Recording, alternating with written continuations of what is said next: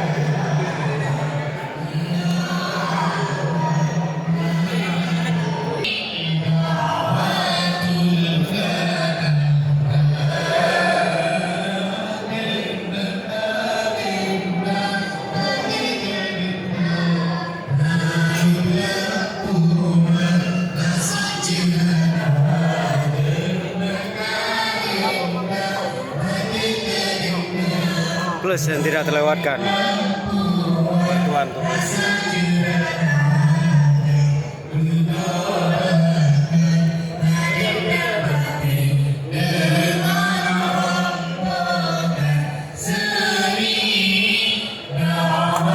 Selain di masjid, juga di halaman masjid sana tempat dilaksanakannya Olimpiade Qurani kedua juga terdapat beberapa hidangan disediakan.